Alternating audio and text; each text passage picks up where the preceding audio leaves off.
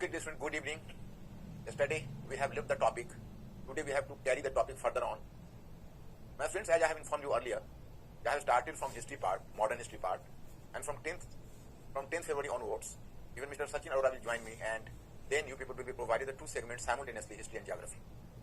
It is a very good opportunity for you people to prepare the background for history presently because you are concentrating over history. From tomorrow I will do some extra work as well. For example, tomorrow I am going to send you a list of the books as well as some information about the supplementary study.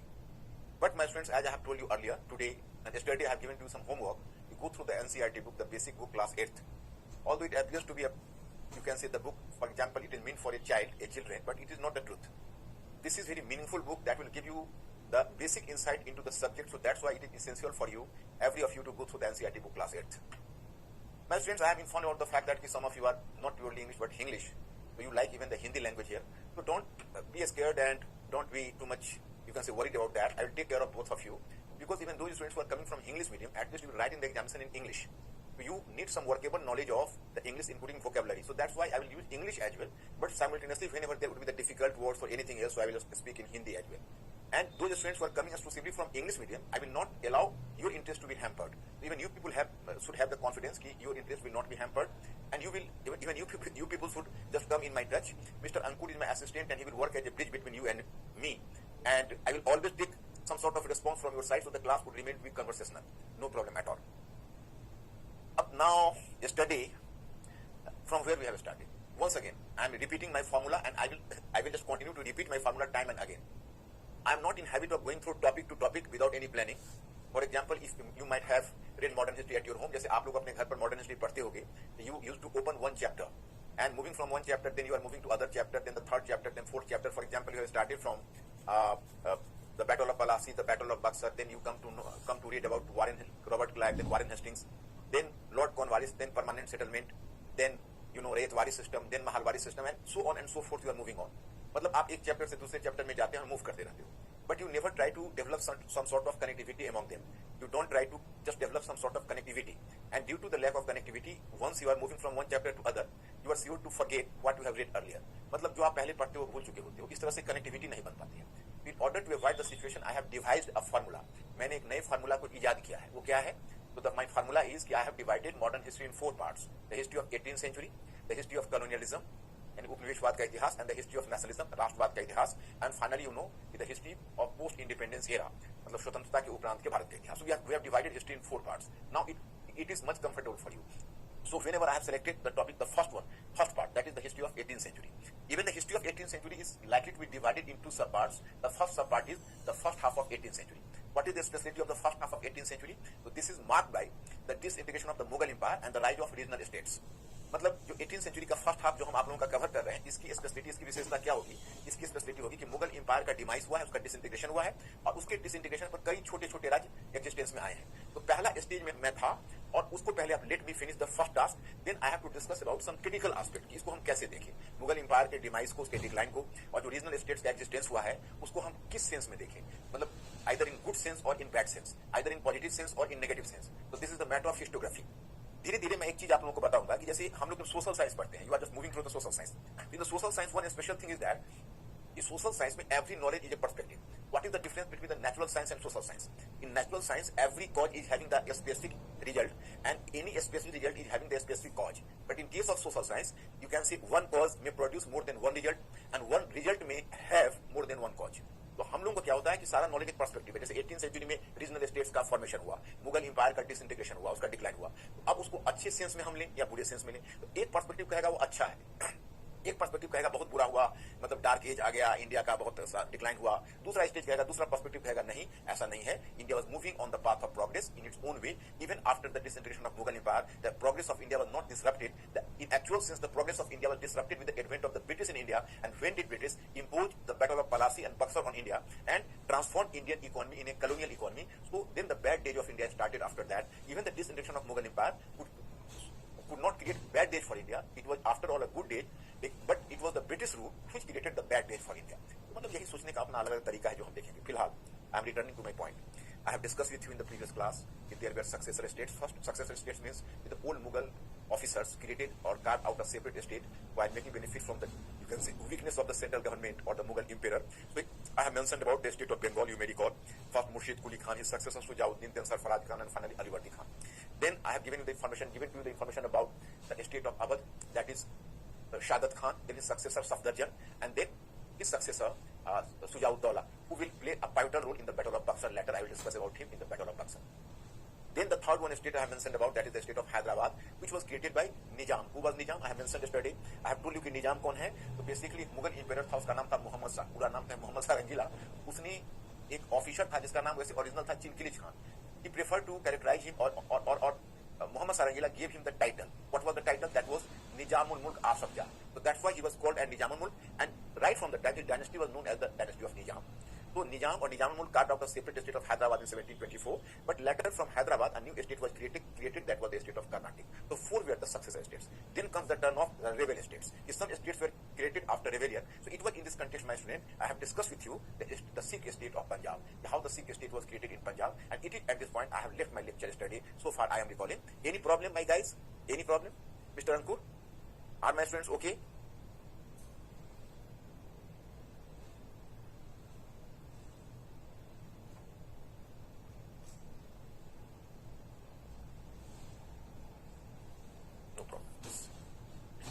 Yesterday, my students, I have given you some homework. Ankur asked my students, have they started NCERT book?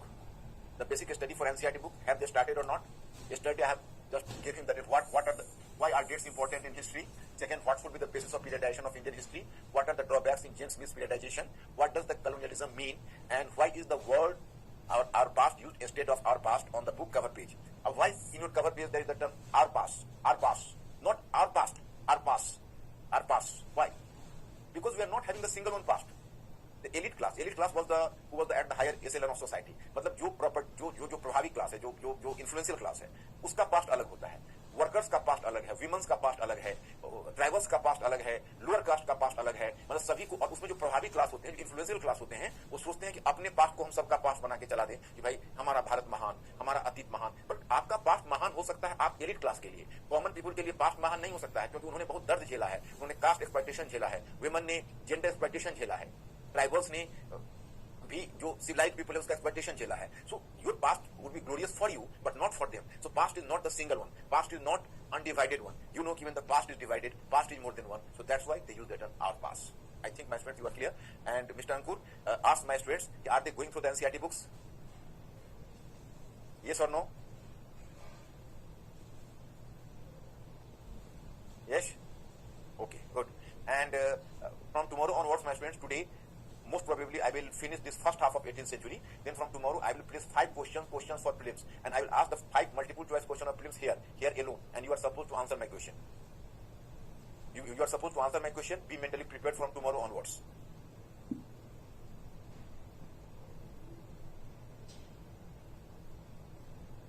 About the rebel states I have made you familiar with. So earlier you can say Sikh state, the successor states, then the rebel states you know, that is Sikh state,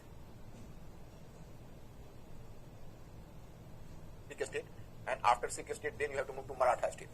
My students, I have to make you familiar with the Marathas. Marathas were organized under Shivaji into a separate Maratha state despite the opposition of Bijapur kingdom and the mighty Mughals. The Maratha state turned into a large empire under the Peshwas. There was a time when the Maratha state emerged as a strong regional challenge to the Mughals but could not sustain the momentum. By the time of Peshwa Balaji Bajirao, now let me discuss one thing. Yes.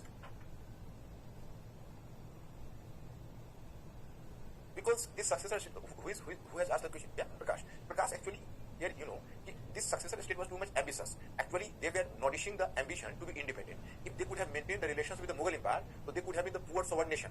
There could have been the poor subordination of the state under Mughals. So they were not in a mood to get subordinated to Mughals. They just tried to behave like an independent state. And with this purpose, they had to just, you can say, break their relations with the Mughal state. Only then they can get the objective and they can fulfill their objective. This was the reason.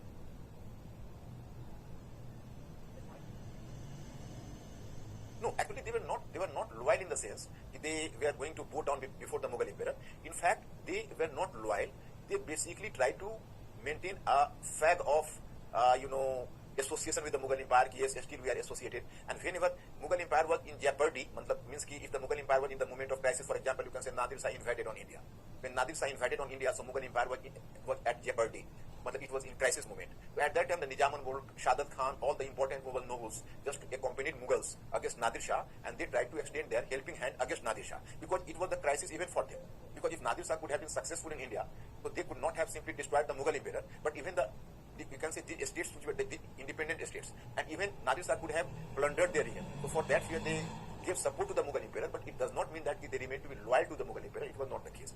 मतलब ऐसा नहीं था कि Mughal empire के प्रति loyal थे, बल्कि उनको यह डर था कि अगर मुगल एम्पायर को तो नादिर शाह प्लंडर करेगा और फिर हम लोगों को भी कर देगा, तो लोग अपने रीजन के लिए भी वरीड हुआ करते थे. That's why the reason. तो मैंने हिंदी में इसलिए बोल दिया कि मेरे बहुत सारे जो इंग्लिश वाले हैं, तो this would also be aware of the fact that उनके जो नवाब हैं या नोबल्स हैं, वो मुगल एम्पायर के प्रति थॉरोली लॉयल नहीं है. वो सिर्फ अपने अपॉर्चुनिटी के लिए थोड़े समय के लिए उनके साथ रिलेशन बनाए रखने का मतलब एक बहाना करते हैं. This was the reason. Wazir is the prime minister. Actually, you can see, in fact, particularly in second half of 18th century, my students will not find difficulty.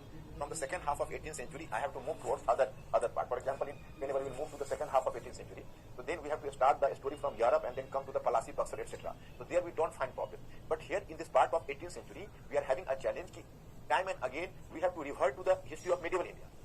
So we have to revert to the history of medieval India. So that's why we sometimes certain terms are being taken from the history of medieval India. And in our discussion, we have started from modern India. So medieval India is not the part and parcel of our discussion. So that's why it creates some sort of confusion for you. Here I have been give the information. Actually, Mughal created a central administration. So the Mughal central administration consists of some important officers. One officer was Wazir, that was prime minister.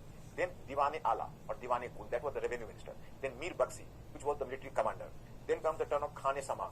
He was head of the royal Karkhanas. Then Sadr-ud-Sudr. He was accountable for the patronizing religion, as well as he was accountable for civil justice as well. So this was the name of the officers. Wazir was an officer and he was the prime minister. This was the case. Yeah. Sikh state, Priya, just 1 minute. Priya, there is difficulty. Sikh state is a very long story. Whenever I will just return to the Sikh state, so once again, actually I have to stop my discussion at Maratha today, because Sikh state is a long story. But still I am just trying to give you some briefing. Priya, that is English or in English? What is the case? Has he asked the question in pure English or in English? English. Actually देखो, Sikh state है, वो founder of Sikh state Guru Nanak थे, और total 10 उनके गुरुज हुए. Actually successor of Guru Nanak was Guru Angad, then Guru Amardas, then Guru Ramdas, and then the fifth Guru Arjan देवा. तो गुरु अर्जन देवा, some mischievous activities happened because Jahangir, he was the Mughal emperor and he assassinated Guru Arjan Deva. He tortured him to death. तो अर्जन देवा को जहांगीर ने एक तरह से टॉर्चर टू डेथ किया. यही से प्रॉब्लम स्टार्ट हुआ. Because the successor of Guru Arjan Deva was Guru Hargobind. He militarized the Sikh sect. मतलब he militarized, he just converted it in as a military force.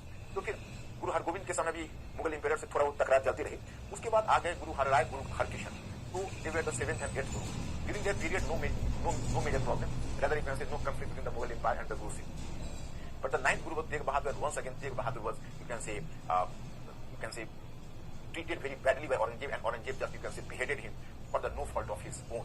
And Guru Tegh Bahadur was quite innocent, but he was beheaded and he was, you can say, meted out a very severe punishment without any fault. So Guru Gobind Singh just, you can say, organized the Khalsa sect, and he just tried to make it a powerful military force. But Guru Gobind Singh was after all not a match for the Mughal Empire. So a Mughal governor of Punjab, Wazir Khan, just invaded Guru and defeated him. And 4 of his sons were, you can say, very mercilessly killed. So it was a great shock to Guru. And then Guru wrote a letter to Aurangzeb. Aurangzeb को उन्होंने पत्र लिखा, उस letter का नाम है जफरनामा, और औरंगजेब ने उनसे सहायता करने की बात की. लेकिन जब तक गुरु साउथ गए औरंगजेब से मिलने, he was on the way, but in the meantime Aurangzeb died. So he could not see Aurangzeb. But he met Bahadur Shah, the successor of Aurangzeb, and Bahadur Shah just gave him some assurance for the good behavior and good conduct. But in the meantime, 1708, Guru himself was assassinated by a fanatic Afghan. एक कोई बहुत ही fundamentalist Afghan था जिसने गुरु को किल कर दिया. ये 1708 की बात है. उस वक्त उनका सक्सेसर हुए गुरु बंदा बहादुर, बिकॉज गुरु ने तो खुद ही कह डाला था कि अब मैं ही 10th गुरु हूं, मेरे बाद कोई दूसरा गुरु नहीं होगा. तो बंदा बहादुर was just, you can say, he took the command and fought against the Mughals. But even in 1715, at the foot of Lohgar, he was himself killed. So after Banda Bahadur, the Sikh power was dispersed for some time in northwest in Punjab. लेकिन इसी बीच क्या हुआ मैं आपको बताऊंगा कि 2 समस्या आई. एक अफगान की आई और एक मराठों की आई. अफगान आए थे अफगानिस्तान से, और अफगान जो किंग है उसका नाम है अहमद शाह अब्दाली, और जो मराठास थे जिनके बारे में मैं अभी चर्चा करूंगा वो साउथ इंडिया से गए थे.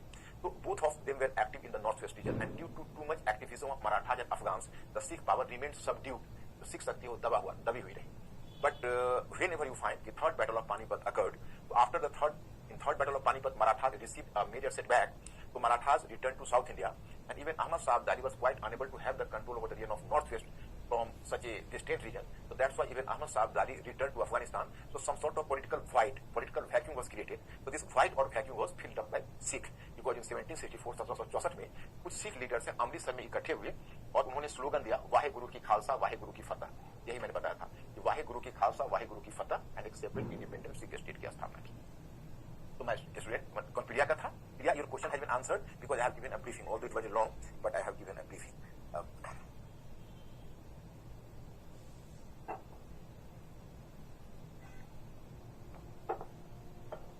Now I am giving the briefing to Marathas. Of who were Marathas? This was the original Maharashtra region. This was original Maharashtra region. And Marathas, earlier you can say there were a large number of Maratha Jamindars. So Maratha Jamindars were known as Maratha Deshmukh. Maratha landlords थे, तो Maratha landlords को Maratha Deshmukh कहते थे. It was among the Maratha Deshmukh there was the Shahji. Shahji was Shivaji's father. He was a very ambitious man. So he just tried to carve out a Jagir in Pune. It was Shahji. Actually Marathas को फायदा ये हुआ कि Marathas were just Maratha landlords, that is you can say Deshmukh, they were in the region. And it was the estate of Ahmednagar. And it was the estate of Bijapur. And it was the estate of Golconda. And this was the Mughal Empire. So these three Deccani estates, Ahmednagar, Bijapur and Golconda, were in continuous conflict with the Mughal Empire.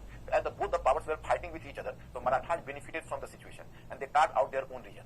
It was here you can say it was in this context there was a very ambitious leader, the son of Shahaji was Shivaji.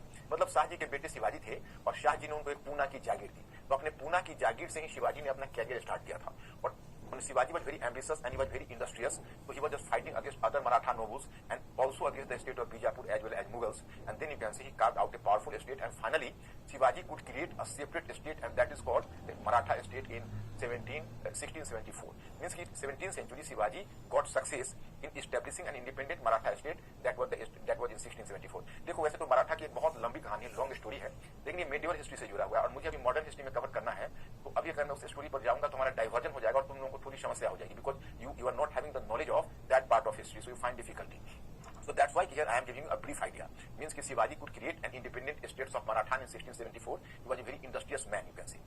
My point is that Aurangzeb was contemporary to Shivaji, the Mughal emperor, and Aurangzeb was very allergic to or repulsive to the Shivaji activities. Aurangzeb was always inclined to punish Shivaji, but he was badly engaged in the politics of North India, so he could not move to South India till Shivaji alive. So he used to send the Mughal nobles and soldiers from time to time to suppress the power of Shivaji, but he himself could not, you can say, appear in the battle against Shivaji anytime, because in the meantime Shivaji passed away in 1680. Shivaji 1680 में शिवाजी का death हो गया और औरंगजेब शिवाजी को punish करने का स्वप्न लेता हुआ रह गया, क्योंकि शिवाजी से उसकी मुलाकात नहीं हुई। He could not meet Shivaji. एक चीज मैं और बताना चाहूंगा कि देखो ये मराठवाड़ा रीजन है ना, this region was not fertile, neither it was developed from the viewpoint of trade and commerce, nor you can say crafts and industries, nor agriculture. मतलब this region was economically deficient region. So when Shivaji just carved out a separate state, so there was a difficulty in Maharashtra region. In Maharashtra, the economy of Maharashtra region could not sustain a powerful state. तो Maratha जो region है उसकी economy एक powerful state को पैदा नहीं कर सकती थी. So it was the problem. इसलिए Shivaji has to divide two new types of tax. You people have to keep in your mind two new type of tax. What was this new type of tax? You might have heard the name of Chauth.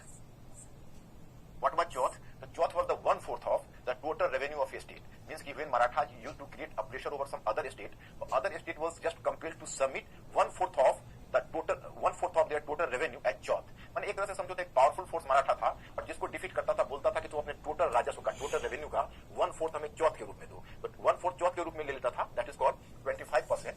And then you can say another tax was Sardeshmukhi. Another tax was Sardeshmukhi. अब ये Sardeshmukhi tax था, ये क्या था? That was 10% of the total revenue, but this tax was directly going to Chhatrapati. जैसे शिवाजी ने जो अपना स्टेट क्रिएट किया उसमें ध्यान करना, उसमें पोस्ट होता है at the head of the state. Shivaji was himself took the title as Chhatrapati Shivaji. Chhatrapati मतलब king. And he was assisted by 8 Pradhan, 8 important officers. Among the 8 important officers, the first officer was Peshwa. Peshwa was the prime minister.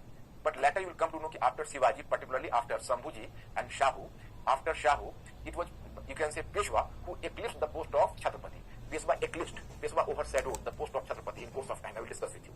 But initially at the time of Shivaji, Chhatrapati was a very powerful entity, or Peshwa was prime minister.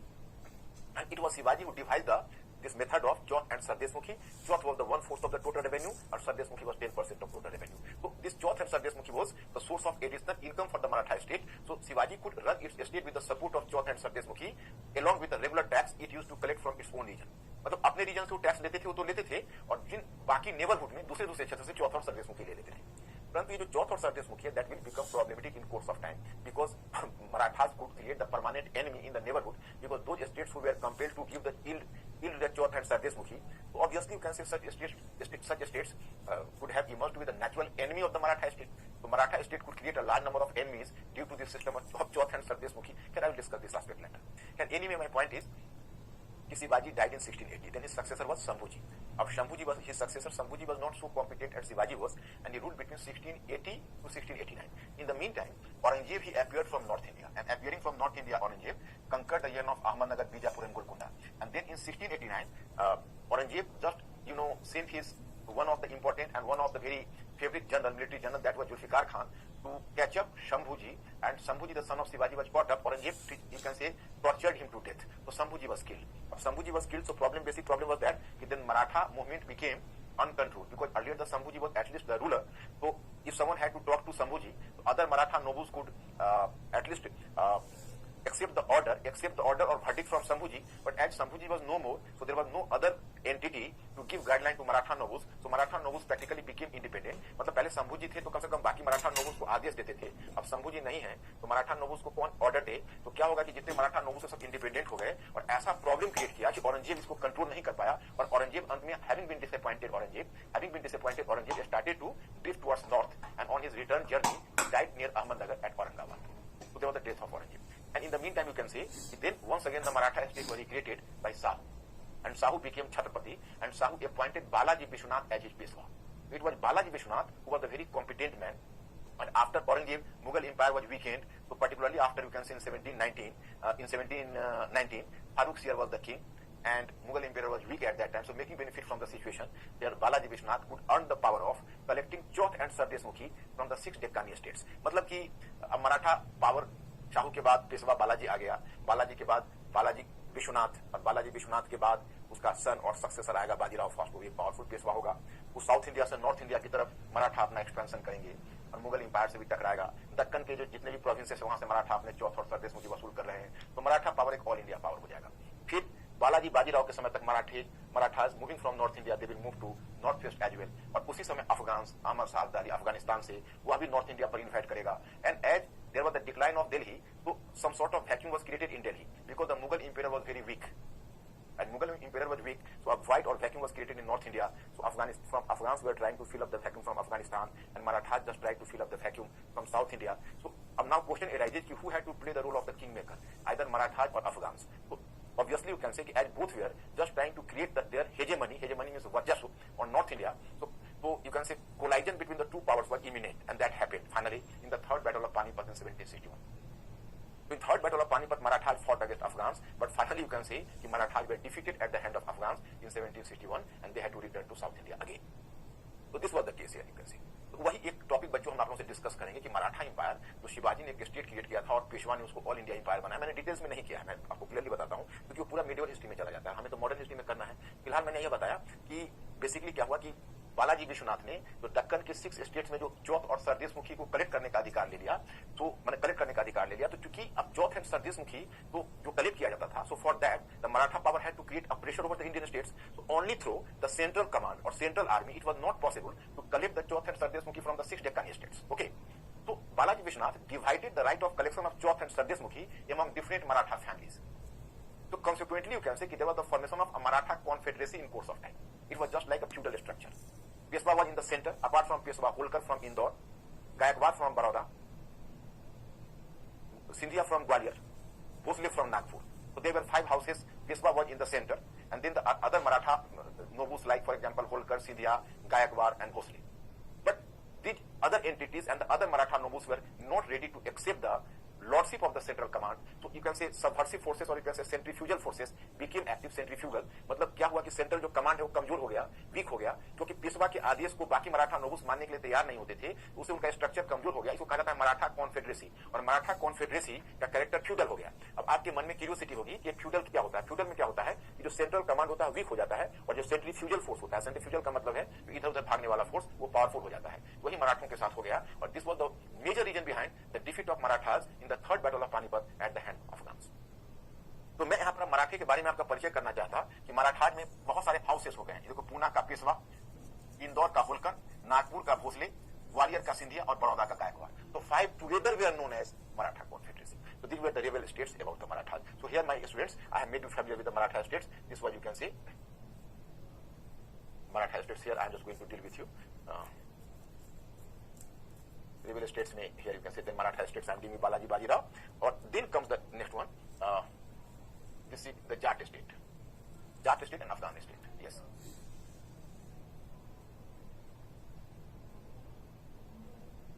Okay. Actually देखो खुशबू. Yes. Khushboo I am just making you clear. देखो. अब suppose this is Maratha state. This is Maratha state. So this is called Maratha state originally where the Marathas were having the direct control. Marathas were having the direct control over some region. So this region was known as, this is known as, that is called, region is Swaraj. Swaraj was the Maratha region which was under the direct occupation of Marathas. And the region where Marathas were having its hegemony and collecting the Chauth and Sardeshmukhi, so that is called Mukhdai. My students here you should know, in their own region, they have developed the healthy taxation system. As normally, मतलब ये इसी तरह की चीज है कि आप अपने घर की चीजों को अच्छे से डील करते हो और बाहर से आप लूट के लाते हो. And you are outside region, you are plundering. So Chauth Sardeshmukhi is just like the plundering. Because in Swaraj region, where you are just ruling on your own people, so you are treating well with your own people. Because you have fixed the, you can say, taxation system in your own region in a very healthy manner, 1/3 of the total production, and the people are supposed to give you the tax, and you are the head of the state. So as in other regions, so even the Maratha people were giving the tax to their own government. But when Marathas were moving to Nizam's region or other regions, so they were just, you can say, creating the pressure over other regions. They have created the pressure and compelled them, you have to yield Chauth and Sardeshmukhi to us in return of your safety. Otherwise, I will plunder your region. And Chauth was the 25% of the total revenue collection of that region. And Sardeshmukhi was the 10% of the total collection of revenue of that region. So my student, from Mukhdai region, they were collecting Chauth and Sardeshmukhi, and from Swaraj region was their own region, where they could have collect the tax in a very healthy manner. मतलब मैंने आपको बताया कि देखो, अपने reason से Chauth and Sardeshmukhi वो नहीं लेते थे. अपने रीजन में तो अपने लोगों के अपने पीपल के साथ बड़ा अच्छा बिहेवियर करते थे, जैसे बाकी स्टेट के लोग करते हैं. जब बाकी दूसरे रीजन में जाते थे तो प्लंडर करके Chauth and Sardeshmukhi उनको कहते थे कि आपका जो टोटल रेवेन्यू है उसका 1/4, नाम ही है चौथ, 1/4 हमें दे दीजिए और 10% आप उनको सरदेशमुखी के रूप में दीजिए. तो 35% उनका रेवेन्यू एटा कार जाते थे, स्वालो कर जाते थे. इस वजह से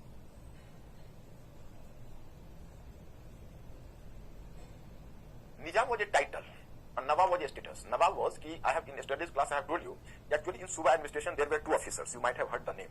One officer was, I have told you in Suba administration, Nandini, you were present in the class, yesterday's class. I am expecting from you, you might have been present there.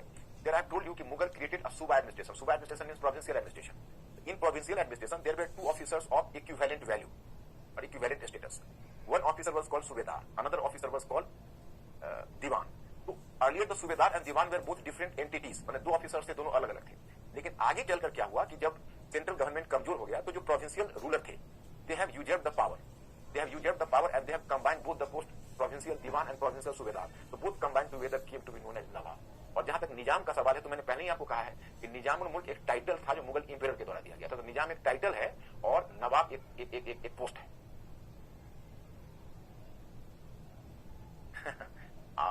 It is have patience. I will deal with a question 2014. In 2014 you find a question, why did all the earth-shaking battles take place in Panipat alone in UPSC 2014? In 2014 you will find the question, the third battle of Panipat occurred in 1761, and why did the earth-shaking battles take place in Panipat alone? So I will just deal with this question. So please have the patience. After finishing this topic, I have to deal with 2 questions. One of that questions you have just raised the issue. I will discuss this question.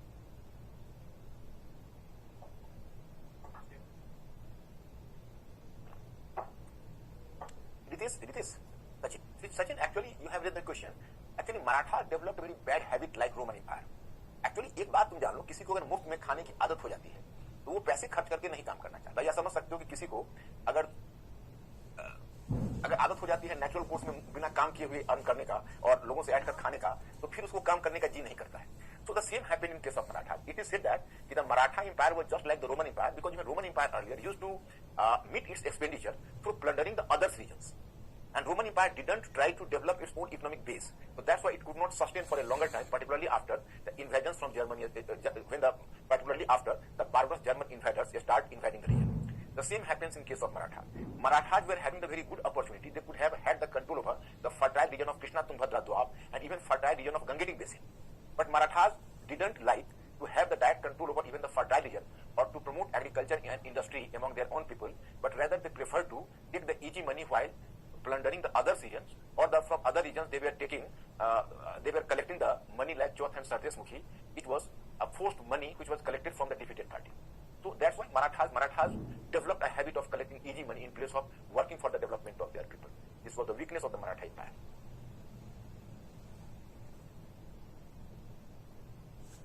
Sakshi, why have you raised this question? Anglo-Mysore War happened. I will deal with the Anglo-Mysore War later, subsequent period. Please, Sakshi, in 18th century, I have already sent you the study material in advance. Make me be clear, because it is your initial class. In initial class 2 and 3 classes, you people will find some difficulty because you have to understand my scheme first.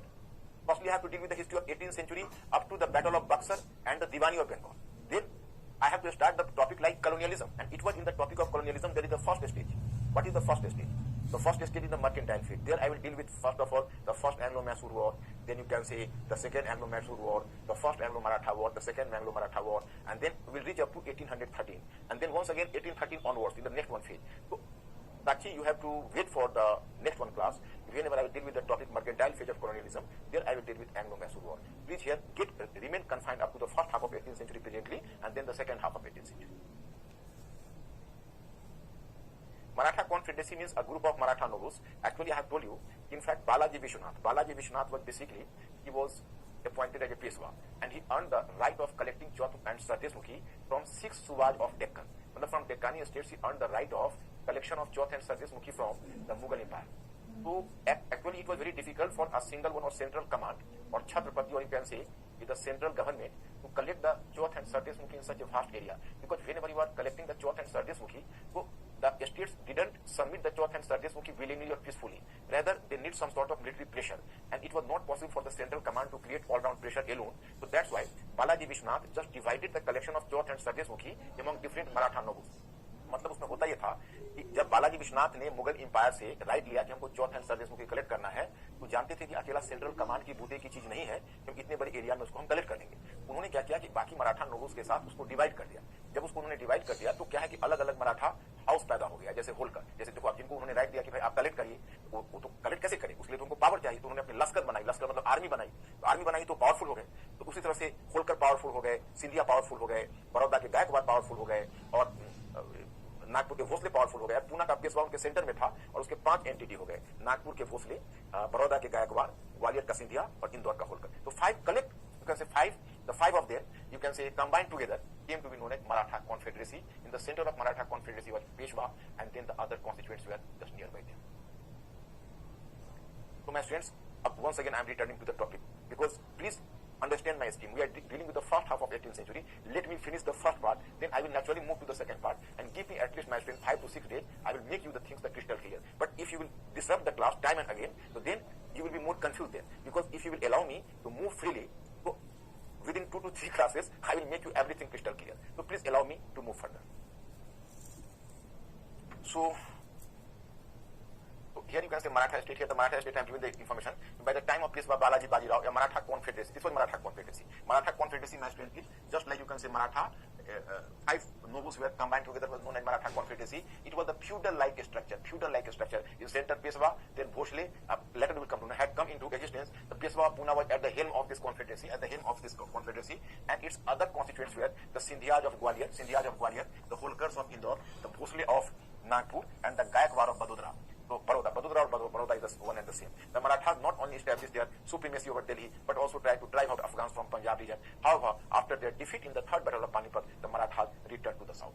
So that is clear. I'm now just talking about the Jat states. Who were Jat? The Jat were basically cultivators. But among the Jats, you will come to know that most of the Jats were the peasants. They were peasants. Most of the Jats were the peasants, and they were the cultivators. But some of them were the landlords as well. Because in Jats you will find the 2 different layers or hierarchy. At the upper ladder there were the Jat, Jamindars or landlords, and at the lower level there was the common, you can say, plebeians or the peasants. So it was the case. So there was the Gokul Jat. He was a landlord. So basically, what was the reason behind the revolt of the Jat? So Irfan Habib is just trying to even link this phenomenon with agrarian crisis or agrarian discontentment. But the immediate cause was that there was Mughal governor Abdul Nabi in Mathura. His name was Abdul Nabi. He was a Mughal governor. So he demolished a part of Kesavarai temple. Kesavarai temple means that the temple of Lord Krishna. Even today, you will go to Mathura. You will find that just by the side of the Mathura, you will find Idgah. Meaning some sort of, you can say in the side of Mathura, you will find there is a mosque and temple side by side. So it was the governor of Aurangzeb who demolished a part of the temple, and that's why it became the immediate catalyst behind the revolts of Jats under Gokula Jat in 1667. But Aurangzeb could suppress the revolt of Gokula Jat. But in once again 1685 there was the rise of Raja Ram Jat, and Raja Ram Jat, you can say, did some daring work. You will be surprised to know that he surprisingly attacked even Akbar's tomb at Sikandara in Agra. Sikandara, he invaded Akbar's tomb, and surprisingly he even put the Akbar's tomb to fire. Even his tomb was damaged by this Raja Ram Jat. But anyhow, Aurangzeb could have suppressed this revolt of Raja Ram Jat as well. So Raja Ram Jat ko Aurangzeb ne daba diya. So then comes the Churaman Jat, and successor of Churaman Jat was Badan Singh. So it was Churaman Jat and Badan Singh who could have established under the 1685 and made the same fate. Later Jat state was established under the leadership of Churaman Jat and Badan Singh. It was Churaman Jat and Badan Singh who could have created a separate Jat state, independent Jat state after revolt, you can say. And later you might have heard about a Surajmal Jat. He was known as Jat Ulysses. Jat Ulysses means Socrates of Jat. Surajmal Jat. So this was the case.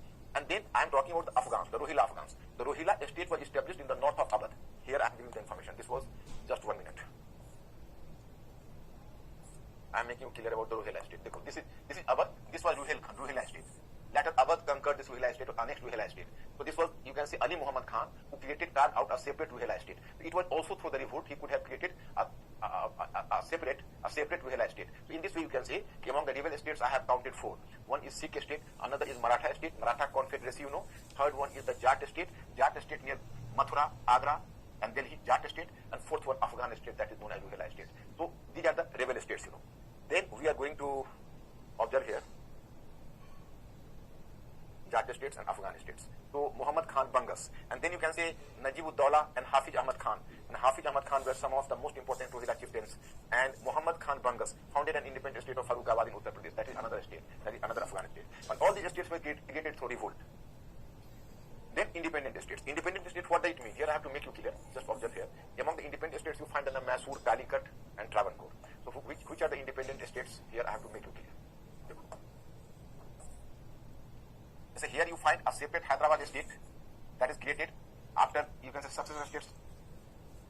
Nizam-ul-Mulk, Karnataka state was carved out from the state of Hyderabad. Okay, this was the Mysore state, and this Mysore state was lying outside the periphery of the Mughal Empire. What I have told you is, so far I have made you familiar with those states who were just created out of the Mughal region. For example, you can say successor states: Bengal, Awadh, Hyderabad, and Karnataka. All the 4 states were the successor states, and they were created out of the Mughal region. Then there were rebel states like Sikh state, Maratha state, Jat state, Afghan states. They were also created out of Mughal region. But the independent states means these states were lying outside of the periphery of the Mughal Empire. They were not the part of the Mughal Empire. For example, you can say Mysore state. This was the successor of the old Vijayanagar Empire. In Vijayanagar Empire, you can say there was one old Odyar dynasty. So there was a king of Odyar dynasty. His name was Chikka Krishnaraj. The king was Chikka Krishnaraj. And then this king Chikka Krishnaraj, so his rule was supplanted by Hyder Ali. And Hyder Ali seized the power from Chikka Krishnaraj. He was a military commander, very ambitious, so he laid the foundation of his own dynasty. So successor of Hyder Ali was Tipu Sultan. So Hyder Ali and Tipu Sultan could have created the powerful Mysore state. So this is, you can say, the independent Mysore state. Then I am coming to, this is Travancore. Travancore at the southwestern tip of the Indian subcontinent. So on the southwestern tip of Indian subcontinent, there is the state of Travancore. There you will come to know about 2 very competent rulers, that is Martand Barma and Ram Barma. Martand Barma and Ram Barma. So Martand Barma is given the credit to have expelled Dutch from India. Martand Barma is given the credit. Martand Barma was a very competent ruler, and he expelled Dutch from India. He is given the credit for that. And then his successor was Ram Barma. He was a very enlightened person. It is said about Ram Barma, he used to bring and he used to hire the journals, and he used to, you can say, import the journals from outside, magazines, papers, and journals. He was in regular touch with the European papers and journals. So enlightened he was. So this was the state of Travancore. And this was the state of Calicut. Calicut, you can see, this was the state where Vasco da Gama anchored his ship by the side of Calicut. And who was the ruler of Calicut? Jamuri. So actually, my students, you will find here that there were also other independent states. For example, Cochin. For example, Chirtakal. These were also independent states. But I have mentioned only 3 important states: Mysore, Travancore, and Calicut. That is the outside of the periphery of Mughal Empire. So my friends, now come to this conclusion. This integration of Mughal Empire.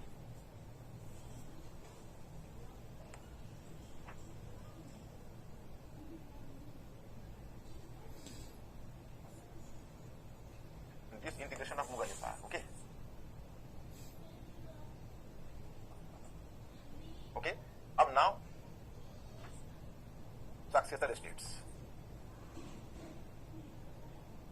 मतलब Mughal empire का disintegration हुआ और उसके बाद successor states कौन है? मैं students, English वाले आप लोग दिक्कत तो नहीं महसूस कर रहे हो? डू अंडरस्टैंड दिस पॉइंट और नॉट? क्योंकि मैं इसेंशियली देखो, कुछ तो इंग्लिश आपको चाहिए होगा राइटिंग में भी, आप तो जानते ही हो, तो कुछ एक वोकैबुलरी के लिए, कुछ चीजों के लिए आप हमारे साथ कम्युनिकेट करो, कुछ प्रॉब्लम नहीं होगा, और जो भी इसेंशियल चीजें होगा मैं हिंदी में बोलूंगा। And those students are coming from English background, their interest will never hampered, their interest will never be hampered, you are in my attention, तो under my attention, so please be confident. और किसी को भी दिक्कत हो तो please आप बताओ, क्योंकि mister Ankur is working as a bridge between you and me, and I am very very very sensitive towards your need. तो पॉइंट इज दैट कि सक्सेसर स्टेट्स का मतलब हुआ कि पुराना जो मुगल ऑफिसर था उन्होंने स्टेट को क्रिएट किया। उसी में मैंने 4 स्टेट के नाम कहा था आपको। One is Bengal, second is Awadh, third is Hyderabad,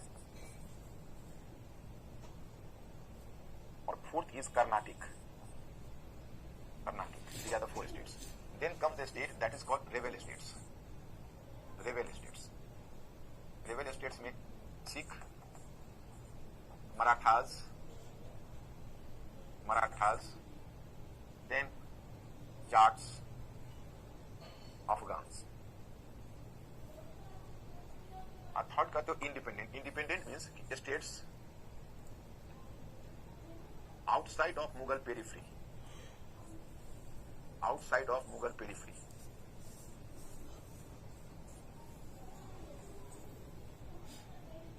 Mughal periphery. Which were these states? That is called Mysore, Travancore, next Calicut. So these are the 3 states. My friends, now these are the total. How many states I have dealt with? 4, 4, 8 or 3, 11. Total 11 states I have dealt with. Here I have simply given to you the information. There was the demise of Mughal Empire, the mighty Mughal Empire, and at its graveyard, there was the creation of a large number of states. Some of the states were the successor states. Some of the states were the, some of the states were the successor states. Some were the rebel states, and some states were lying outside the periphery of the Mughal Empire. तो मतलब कुछ states हैं जो पुराने जो Mughal officers हैं उन्होंने create किए हैं, कुछ स्टेट्स हैं जो विद्रोह करके, जो रिवोल्ट करके बने हैं, और कुछ स्टेट्स ऐसे हैं जो मुगल इंपायर के पेरिफेरी से, मुगल इंपायर की परिधि से, मुगल इंपायर के रीजन से बाहर क्रिएट हुए हैं। तो यही मैंने बताया अब तक। अब my students, you have to cooperate with me, क्योंकि हमें एक डिबेट डिस्कस करना है। डिबेट यह है, इसको हम डिक्लाइन माने, क्या हम इसको डार्क एज माने, या हम इसे एज विथ न्यू पोटेंशियलिटीज माने। मतलब चूंकि जो हमारा जो ट्रेडिशनल हिस्टोग्राफी है, जो ट्रेडिशनल हमारे हिस्टोरियंस हैं, वो कहते हैं कि सब कुछ लूट गया, बर्बाद हो गया, मुगल इंपायर डिस्ट्रॉय हो गए, और उनके ग्रेवयार्ड पर जो स्टेट्स आए वो कहीं ना कहीं डिक्लाइन को दिखलाते हैं। तो they are shedding their tears on the, you can say, demise of the Mughal Empire. They are shedding on the tears on the demise of Mughal Empire. वो मुगल इंपायर के डिमाइस पर अपने आंसू बहाते हैं। But a large number of, but some other scholars have come with a fresh ideas, and according to them, कि no, even the successor states were the competent enough to give the better government. Not, you can say, this government was, and you can say the better government. It was not, you can say, it was not inferior to the Mughal Empire or the governance created or the government of the Mughal Empire, and it is equally true if these states could have patronized art and literature and in their own respective regions, they could have given the better government. This is the truth. And they also believe that why you are mourning over, मतलब आप क्यों शोक मना रहे हैं Mughal empire को मरने का? आप खुशियां क्यों नहीं मना रहे हैं कि हिंदुस्तान में समृद्धि आ रही है, प्रॉस्पेरिटी आ रही है? यही टाइम है कि प्रेशियस मेटल, अमेरिकी प्रेशियस मेटल यूरोपियन कंपनीज के माध्यम, उनके मीडिएशन से आपके यहाँ आ रहा है। यूरोपियन कंपनीज प्रेशियस मेटल ला रहे हैं, आपके यहाँ कैश क्रॉप्स की खेती हो रही है, आपको पूरे इंडिया में इकोनॉमिक प्रॉस्पेरिटी आ रही है। तो why are you shedding tears and mourning over the demise of the Mughal empire? तो इनका आर्गुमेंट ये है। तो यही भी देखो बच्चों, हमें इसको देखना है, और तुम लोग हमें एश्योर करोगे कि तुम लोग इसको समझ पाए कि नहीं।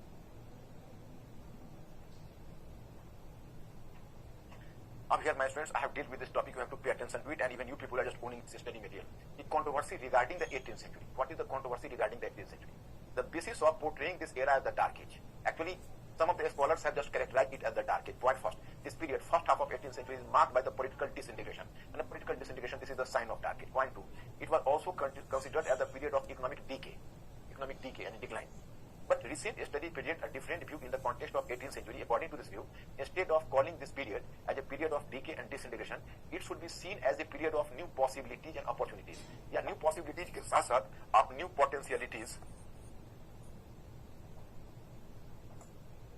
न्यू पोटेंशियलिटीज का मतलब होता है नई संभावनाएं। मतलब एक मत कहता है कि देखो भाई अंधकार का युग है, डार्क एज है, मुगल एम्पायर कहां था, उसकी जगह छोटे छोटे स्टेट्स आ गए, मराठा ब्रिगेड्स है वो लूटपाट मचा रहे हैं, चारों तरफ पॉलिटिकल अपहेवल्स है, उथल पुथल है, और इकोनॉमिकली भी मुगल एम्पायर क्राइसिस से जूझ रहा है, मुगल एम्पायर संकट का शिकार है, क्राइसिस का शिकार है। Mughal empire was facing the acute economic crisis, it was just the moment of crisis, according to a traditional view, and on the following ground the concept of dark age has been discarded. लेकिन अब इस आधार पर dark age के concept को discard किया गया है। Point first, multiple state system has always remained an important feature of Indian polity. This multiple state system suits the geographical and cultural diversity of India. पहले कहा जाता था कि are you mentally alert or not? Pay attention to it.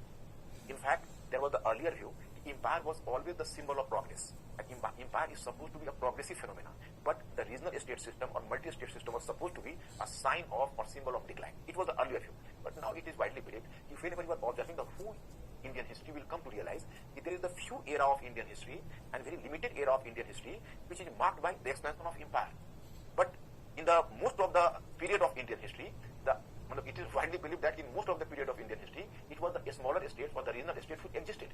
Because India is so culturally or geographically diversified, it is very difficult to create a big empire. So multi-state system is the common feature of Indian polity. मतलब इसमें ये कहा गया है कि देखिए पहले आप मानते थे कि जो बड़ा एम्पायर होता है वो बड़ा एम्पायर प्रोग्रेस का सिंबल है, और जो छोटी छोटी स्टेट है वो डिक्लाइन का वजह है।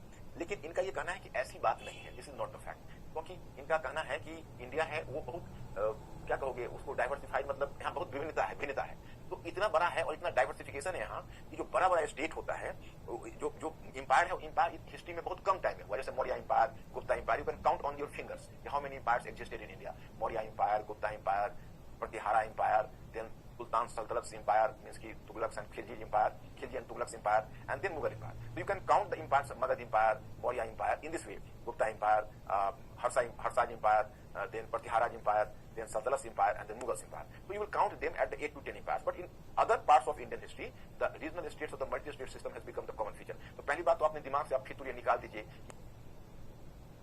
empire वो प्रोग्रेस का सिंबल है और छोटा स्टेट डिक्लाइन का सिंबल है, ये इनका कहना है। दूसरा, even though the Mughal empire was on the verge of decline, but the successor states as well as some other states established competent administration in their respective territories. They ensured law and order situation and encouraged commercial activities. Examples are Bengal, Awadh, Hyderabad, Mysore and Travancore, etc. Actually, they have also tried to prove that you don't you can say degrade the regional states. Whether Bengal, Awadh, Hyderabad, Mysore, they could have given the very progressive and very efficient government in their respective areas. They were not lacking in governance, and they were not, you can say, faltering on the front of government. Faltering means कि they were not, faltering मतलब होता है कि वो कोई अच्छे government देने में कभी चुके नहीं। उन्होंने अपने अपने रीजन में बड़ी अच्छी सरकारें दी, बड़ी अच्छी सरकारें बनाई, अच्छे गवर्नमेंट दिए, बहुत अच्छा काम किया, रीजनल आर्ट को प्रमोट किया, रीजनल इकोनॉमी को इंकरेज किया। जो रिकालसी ट्रेंड का मतलब है जो विद्रोही जमींदार थे, रेबल जमींदार थे, तो रिकालसी ट्रेंड जमींदार को डिसिप्लिन किया, रेवेन्यू सिस्टम को रिऑर्गेनाइज किया। So they have done the very good job. मतलब ये मत कहो कि वो सब डिक्लाइन का प्रतीक है। और point third, economically it should not be considered as a period of decay due to following reasons. अब इकोनॉमिकली इसको कम से कम आप डिक्लाइन तो मत मानिए, क्योंकि there was increase in trade due to involvement of the European companies during this period. Huge amount of bullion. Bullion means, what is bullion? Precious metal is bullion. Now suppose you can say gold and silver. If you are using gold and silver as jewelry, so that is with cosmetic purpose, jewelry. But if you are preserving gold and silver as your wealth, then that is bullion. So precious metal is characterized as bullion. Company during this period, huge amount of bullion in form of gold and silver was flowed to India. But this is, there is a sign. But why you are taking this period as the period of decay? Maybe the Mughal Empire might have faced the moment of economic crisis. This is the basic problem of the Mughal Empire. Mughal Empire might have faced the economic crisis, but this is not the true of India as a whole. India was, at that time, India was manifesting the moment of economic prosperity, because this is the period European companies were just pumping gold and silver in India as the result of the trade, because they were exporting Indian products to Europe and gold and silver was being pumped into India. So how can you say this is the period of the economic decline? Next one, due to contact with the European companies, tobacco, potato, maize cultivation started in 17th century. Means कि as a result of the contact with the European companies, cash crops were introduced in India. मतलब यहाँ पर नकदी फसलों की खेती हो रही है, कैश क्रॉप्स है उसकी खेती हो रही है, और बड़ी कैश क्रॉप्स का प्रोडक्शन हो रहा है, इससे इकोनॉमी एग्रीकल्चर का भी एक्सपेंशन हो रहा है। तो ये सब प्रोग्रेस हो रहा है, तो इसको आप डिक्लाइन क्यों कर रहे हैं?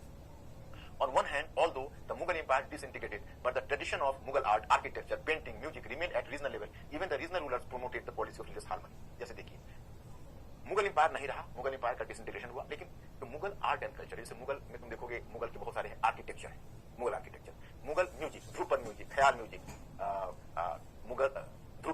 ख्याल, गजल, ये सब रीजनल स्केल पर रीजनल जो स्टेट्स हैं वो पैट्रोनाइज कर रहे हैं. Then you can say paintings, Mughal paintings, that was being patronized at the regional level. Mughal music, Mughal paintings, Mughal art. So regional states were patronizing them. So even after the disintegration of Mughal Empire, Mughal art and literature was expanding at the regional level. Urdu became the Juban of Delhi, Juban of Hindustan. Matlab Urdu became a popular language in India as a whole. It was representing the complete culture. The Mughal Empire के decline के बाद भी Mughal culture vanish नहीं किया, वो regional scale पर expand कर रहा है. Due to the aforementioned regions, the second half of the 18th century is now considered as early modern period. अब इसको decline का phase नहीं, इसको early modern period के नाम से जाना जाता है. तो इसके बाद I will deal with the questions later. My friends, I will deal with the question 3 questions tomorrow. Then I will go further. But Mr. Ankur asked from my friends, are they okay? Any question from their side? Class कुछ समझ में आया? Give me 2 and 3 days. In 2 and 3 days you will be more comfortable. मेरे जो English वाले हैं वो ठीक हैं, और मेरे जो purely English वाले हैं वो ठीक हैं. I am concerned about both my students.